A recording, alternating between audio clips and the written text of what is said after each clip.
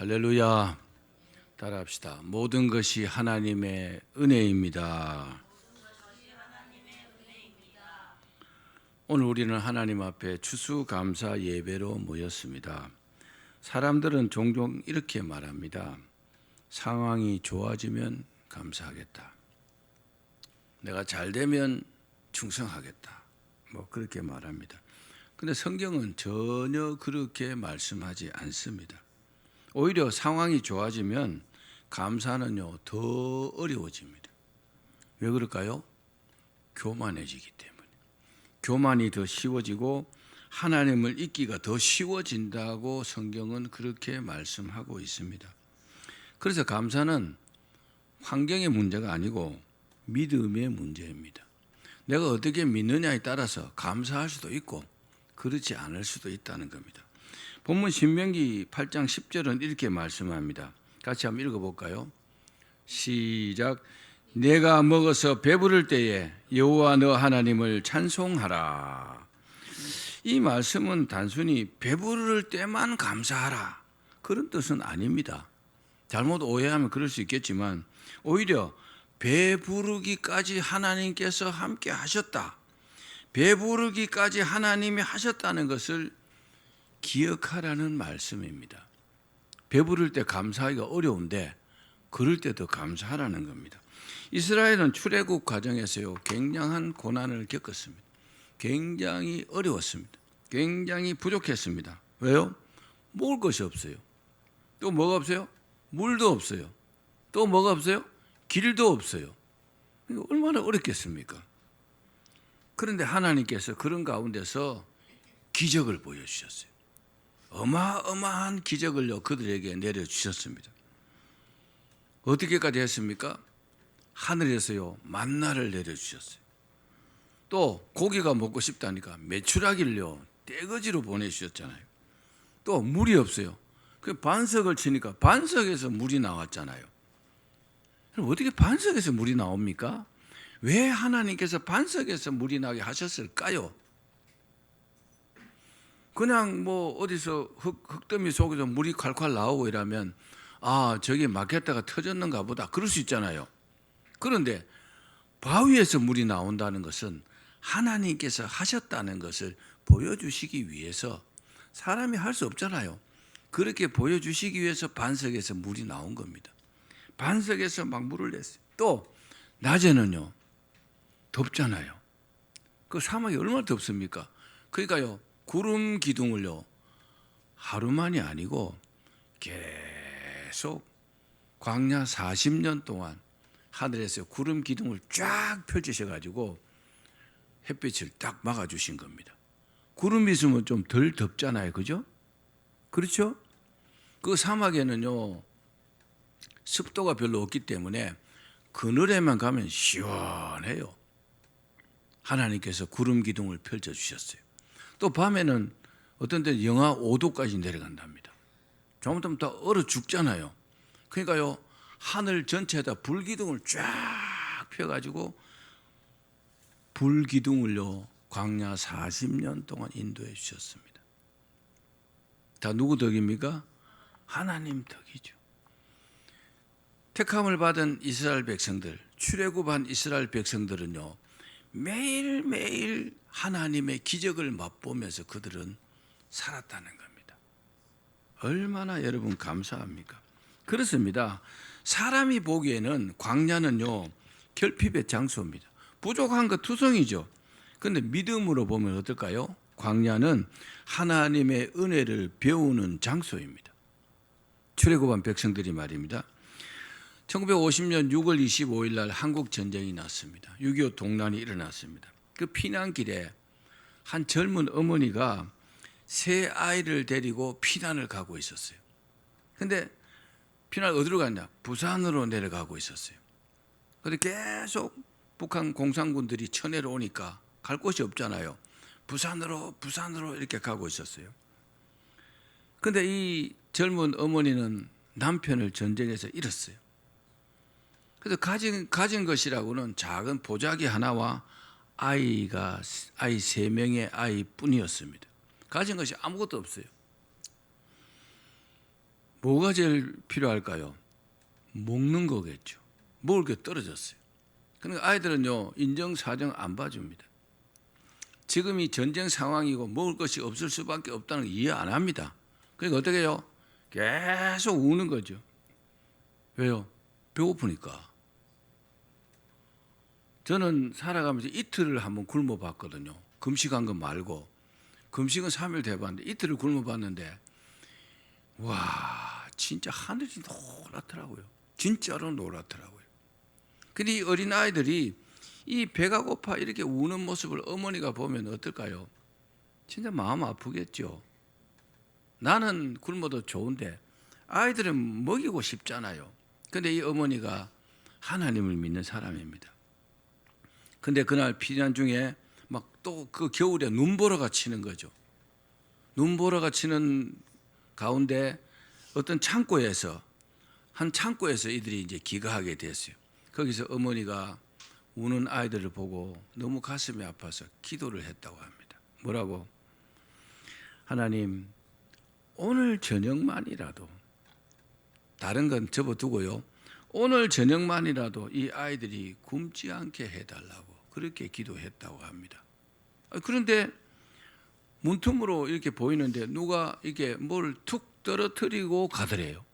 그래서 문을 얼른 열고 가보니까 빵 한 조각하고 우유 한 병이 놓여져 있더랍니다. 그것으로 이제 아이들에게 이렇게 먹였는데 그 어머니는 그 자리에서 무릎을 꿇고 흐느끼면서 기도했습니다.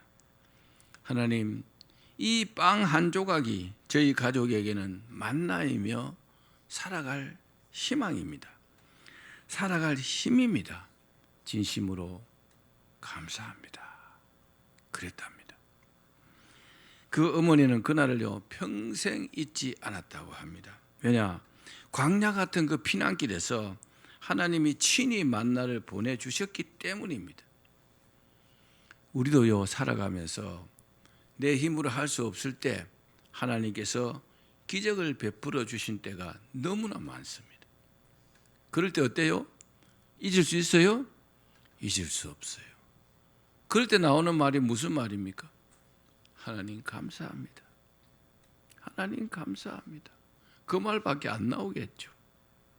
사랑하는 여러분, 우리는 살면서 몇 번이나 아니면 수도 없이 이게 사람의 도움처럼 이렇게 보였지만 사실은요 하나님의 손길이었던 날들이 어마어마하게 있었다는 사실을 오늘 기억하셔야 합니다.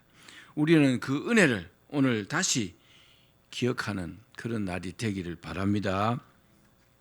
두 번째, 우리에게 그 있는 어떤 풍성함이 오히려 감사를 빼앗을 수 있습니다.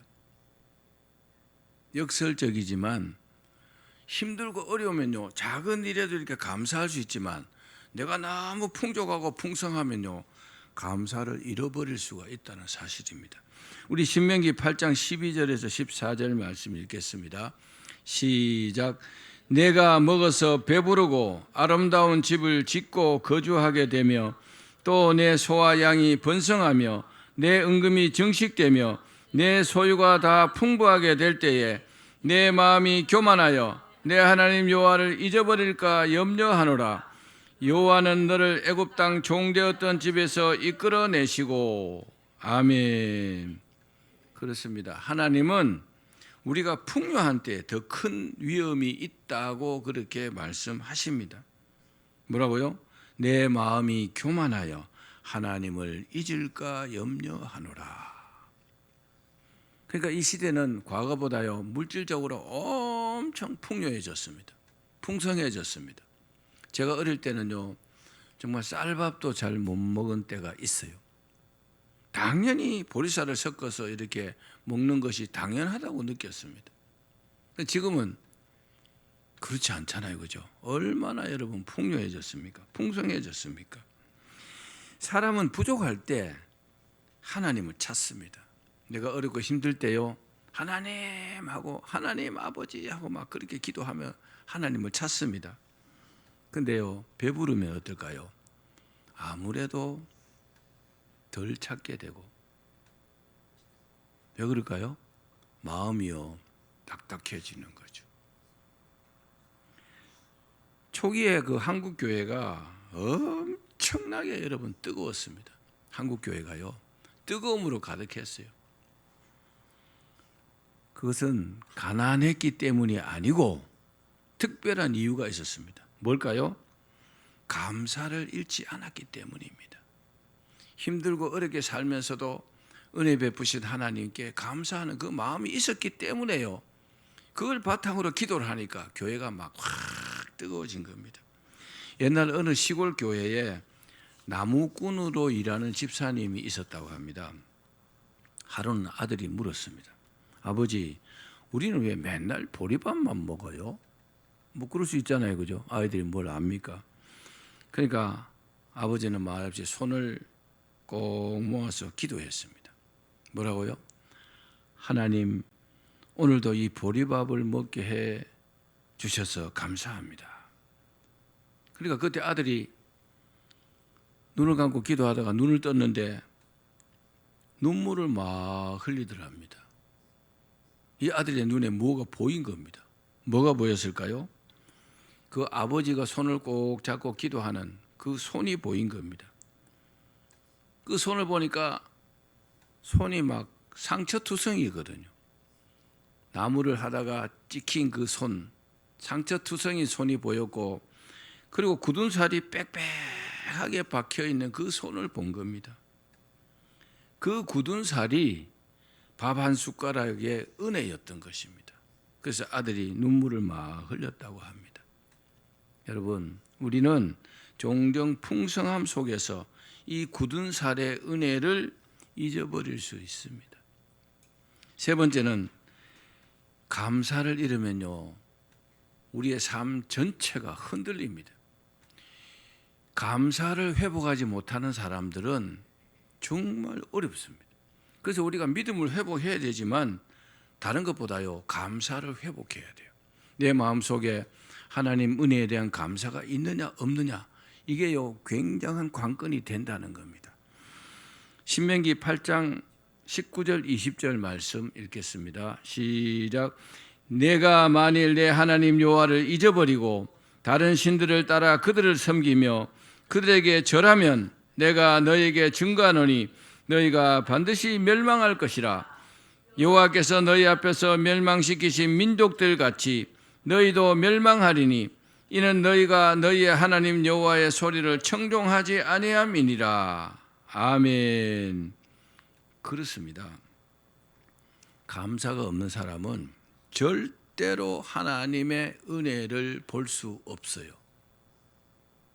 그렇기 때문에 우리가 힘들고 어려워도 항상 감사한 마음을 가지셔야 합니다. 감사를 잃으면 은혜를 잃어버리게 되고 또 다른 것이 싹 트요. 뭐가요? 교만. 교만이 막 싹 트고 하나님 아닌 것을 의지하게 됩니다. 신기합니다. 결국 영적인 어떤 방향을요, 올바른 방향을 잃어버리게 됩니다. 그렇기 때문에 감사는 단순한 어떤 감정이 아니라 영적인 생명 줄인 줄 여러분 믿기를 바랍니다. 마지막 네 번째, 하나님께서는 우리에게 재물 얻을 능력을 주셨습니다. 17절에 보면 내가 내 마음에 이르기를 내 능력과 내 손의 힘으로 내가 이 재물을 얻었다 말할 것이라. 사람들은요, 내가 재주가 좋아서, 내가 기술이 좋아서, 내가 능력이 있어서 내가 이렇게 잘 돼가고 있는 거야, 이렇게 말하기가 쉽다는 거죠. 근데 하나님은 다르게 말씀하십니다. 자, 읽어봅시다. 8장 18절 말씀. 신명기 8장 18절 시작. 내 하나님 여호와를 기억하라. 그가 내게 재물 얻을 능력을 주셨습니다. 이같이 하심은 내 조상들에게 맹세하신 언약을 오늘과 같이 이루려 하심이니라. 아멘.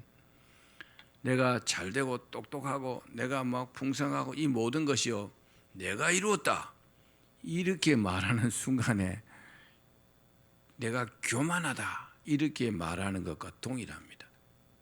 하나님께서 우리에게 재물 얻을 능력을 주셨기 때문에 우리가 재물도 얻고 다른 좋은 것도 얻는 줄로 여러분 명심하기를 바랍니다. 오늘 우리가 가진 것들이 정말 우리 힘으로 얻은 것일까요? 이건 생각해 봐야 됩니다. 이렇게 생각하기가 굉장히 쉽습니다. 그런데 본문은 뭐라고요? 내게 재물 얻을 능력을 하나님께서 주셨다. 아멘. 저는 정말요 절감합니다. 이 말씀을요. 정말 난 뭐 가진 것도 없고 가진 것도 없는 건 아니지만 내가 무슨 특별한 능력이 있는 것도 아니고 한데 하나님께서 막 이것저것 막 베풀어 주셔요. 그러면요 하나님밖에 없습니다. 하나님뿐입니다. 하나님 은혜입니다. 하나님 감사합니다. 그 말이요 자동적으로 이렇게 나옵니다. 여러분도 그런 줄 믿습니다. 이거밖에 없어요. 하나님 은혜입니다. 하나님 감사합니다. 하나님뿐입니다. 그렇습니다. 우리에게 지혜를 주신 분이 누구입니까? 하나님이시죠. 우리에게 일할 건강을 주신 분도 하나님이십니다. 우리에게 인생의 기회를 열어주신 분도 하나님이시죠. 우리에게 사람을 붙여주신 분도 하나님이십니다. 우리 가정을 지켜주시는 분도 하나님이시죠. 우리가 실패 속에서도 다시 일어나게 하시는 분도 하나님이십니다. 따라합시다. 하나님뿐입니다. 어느 교회에 말기 암 판정을 받은 집사님이 계셨다고 합니다. 암 걸린 사람은요, 이제 말기 암에 걸리면 자기가 언제쯤 죽을지 이렇게 대충 이렇게 감이 온대요. 얼마 전에 우리 노회에 이제 장로님 한 분이 연세가 좀 드셨죠. 근데 그분이요, 나한테 전화가 왔어요. 그분이 나한테 전화할 일이 없는데 제가 그분에게 매주 이렇게 설교는 보내줬어요. 전화가 와서 그러더라고요. 하 목사님, 그동안 너무 감사했습니다. 이러는 거예요. 아니 장로님 왜요? 뭔 일이 있습니까? 아니라고. 뭔 일 없다고. 늘 좋은 설교 보내주셔서 내가 은혜 받고 감사하다고. 그러니까 너무 목사님께 감사해서 전화했다고. 그렇게 전화가 왔더라고요. 뭐 그럴 수 있잖아요. 그런데 며칠 있다가 돌아가셨어요. 마지막 인사를요 하고 돌아가신 거죠. 근데 어느 순간에 이분도요 마지막 순간이 막 가까운 걸 느꼈어요. 그래서 가족들이 침대 옆에 다 이렇게 모였습니다. 집사님은 마지막으로 손을 떨면서 작은 종이를 이렇게 꺼냈습니다. 그 종이는요 이렇게 적혀 있었다고 합니다. 하나님께 드리는 마지막 감사. 참 이분 훌륭하신 분 같아요. 인생을요 감사로 이제 마무리하는 거잖아요. 하나님께 드리는 마지막 감사. 내용은 이렇습니다. 하나님 숨쉬게 하신 것 감사합니다. 아내와 자녀를 만나게 해주신 것 감사합니다. 평생 굶지 않고 먹게 해주신 것 감사합니다. 교회에 앉을 자리를 주신 것 감사합니다. 기도할 수 있는 입술을 주신 것 감사합니다. 고난을 통해 하나님을 더 알게 해주셔서 감사합니다. 이제 천국 가는 길을 열어주셔서 감사합니다. 그런데 가족들이 막 울기 시작했습니다. 집사님은 마지막 힘을 다해서 이렇게 말했다고 합니다. 나는 하나님께 받을 것 다 받고 간다. 하나님이 나를 평생 은혜로 살게 하셨다. 그런 감사로 인생을 마무리하며 조용히 평안히 눈을 감았다고 합니다. 감사로 이렇게 멋지게 마무리한 거죠. 사랑하는 여러분, 감사의 끝은 뭘까요? 믿음입니다. 믿음의 끝은 어디일까요? 천국입니다. 감사를 회복하면 우리의 영혼은요 흔들리지 않습니다. 한번 따라 해보시겠어요? 올해도 모든 것이 하나님의 은혜였습니다. 사랑하는 여러분, 올해도 많은 일들이 있었지요. 제가 한번 쭉 말씀드려 볼까요? 눈물 흘리는 순간이 있었습니다. 질병의 순간도 있었죠. 실패의 순간도 있었습니다. 두려움의 순간도 있었습니다. 막막했던 순간도 있었습니다. 성공의 순간도 있었죠. 기쁨의 순간도 있었습니다. 그러나 한 가지는 분명합니다. 뭘까요? 하나님께서 우리를 붙들어 주신 것입니다. 그래서 오늘 우리는요, 한 문장으로 고백할 수 있습니다. 뭐라고요? 올해도 모든 것이 하나님의 은혜였습니다. 오늘 이 추수감사 예배를 통해서 더욱 감사드리는 여러분 되기를 주의 이름으로 축원합니다.